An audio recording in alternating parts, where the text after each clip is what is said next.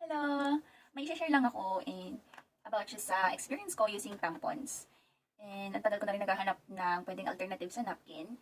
And familiar ako sa tampons. And yung brand na naalala ko is Tampax. When I checked the price of Tampax here in the Philippines, it costs around 400 to 600 plus. And para sa akin, ang mahal. Ang mahal, be. And naghanap ako ng mas mura. And ito yung nakita ko, si Fearless Eve. Yung bundle yung binili ko. So, meron siya for heavy flow and regular flow. And meron silang 10 pieces each. And sabi dito, it's good for heavy flow, alternative for sanitary napkins, good for active lifestyle, and good for swimming. So, ayun. Mura lang siya. Hindi ko tanda kung magkano, pero around 100 plus to. So, since wala pa akong gaanong followers, hindi ko malalagay ang yellow basket. So, yun. Hanapin nyo na lang si Fearless Eve. Nga pala, nakalimutan ko. Ito nga pala yung itsura ng laman niya. So, for heavy flow, yan. Mas malaki siya compared kay regular flow. Ito siya. Yan. Ang ganda ng packaging kasi napaka-colorful. Tapos daming flowers. Pero, ayan. Ganyan yung itsura niya. Mas mahaba ng konti and mas makapal compared kay regular flow. Kaya ako na-enggan yung magtampons kasi sabi ni future sister-in-law, shout out to you, Emma. I love you so much. Thank you for letting me know how it feels like using tampons. And tama siya, mas comfy siyang gamitin kasi hindi kasi makati. Hindi siya makati tapos di ba pagka nagna-napkin ka parang mainit sa pakiramdam. At least pag nakatampons ka, hindi mo mafe-feel.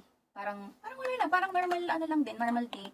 And ang downside lang with this is that wala silang applicator. So, it would be better siguro kung may applicator para pag nilagay mo yung kasi ako naglagay ako ng lube, hindi ko siya maipasok.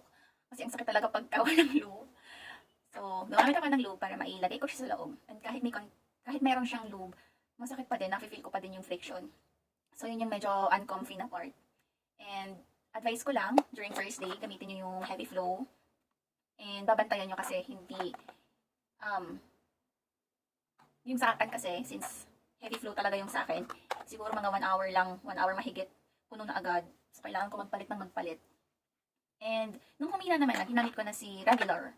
So, pag ito yung ginamit mo, na tampons, goods naman siya.